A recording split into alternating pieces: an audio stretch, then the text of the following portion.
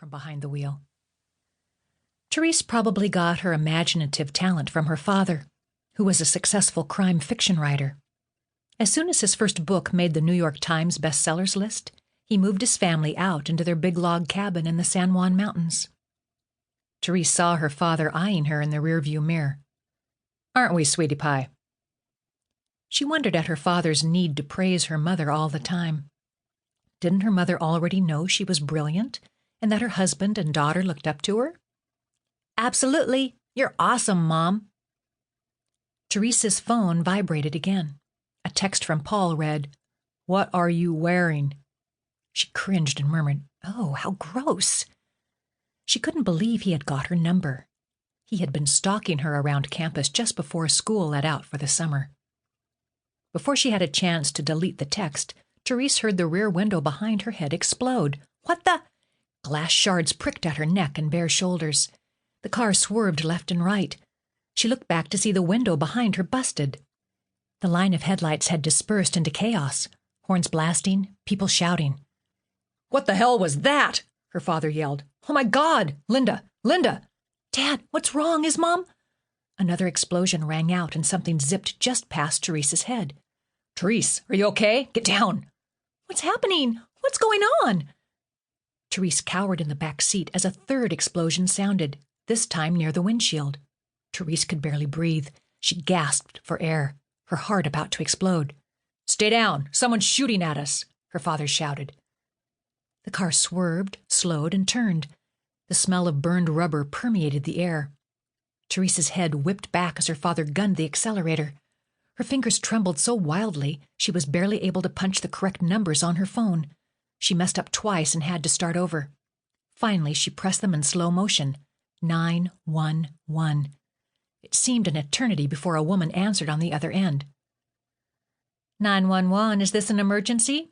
"Someone's shooting at us. You've got to help us. We're leaving Fort Lewis College. Dad, where are we?" "Heading toward Huck Finn Pond." "Huck Finn Pond!" Therese screamed into the phone as the car swerved, her seatbelt digging into her hip. Then she noticed the blood dripping down the back of her mother's neck and onto her mother's silk scarf. "Oh my God! Mom? Mom, are you okay?" "She'll be okay, Therese," her father shouted. "Oh my God, I think my mom's been shot. You've got to do something. You've got to help us." A crushing sound shot through the car, and Therese felt herself jolted hard to the right. She hit her head on the window and dropped the cell phone. When she bent over and tried to pick it up, the back end of the car lurched upward like a seesaw, and her head hit the back of her mother's seat in front of her. She sat up and saw they were sailing through the air over the lake. The front end of the car hit the water, causing her head to flop forward and back. She heard the air hissing through the airbags as they inflated in the front end. She was so stunned she couldn't speak. She watched in silent shock as water crept into the front end of the car, up to her father's neck, the untied bow tie of his tuxedo floating around him. The front airbags pressed against her father's cheek, her mother's face. Water spilled over the front seat and onto the floorboard and back where she sat elevated higher than her parents. She unfastened her seatbelt and leaned over and looked down at her mother in horror. A bullet had put a hole in the back of her neck, and blood rushed from it. Her head lay against the airbag, turned to one side, toward Therese's father. Her eyes were open, and she was gasping for air, but blood was pouring from her mouth and choking her. "Mom! Oh my God! Mom!" Therese's teeth chattered uncontrollably as her mother strained to look at her. She reached down and caressed her mother's hair. "Mom! Oh my God!" She realized her father had been shouting her name for several seconds.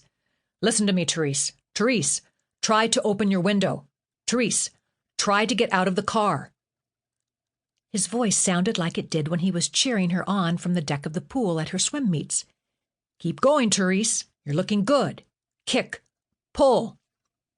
Except now it was tinged with desperation. "I'm not leaving without you and Mom. I'm scared. Dad, please, can't you get out?" Her teeth continued to chatter. The water level rose to his mouth. He shook his head. "I'm stuck," he shouted through the water. His eyes widened as the water crept to his nose. He was drowning right in front of her. "Dad! Dad!" In a state of frenzy, he turned from side to side, only the top of his head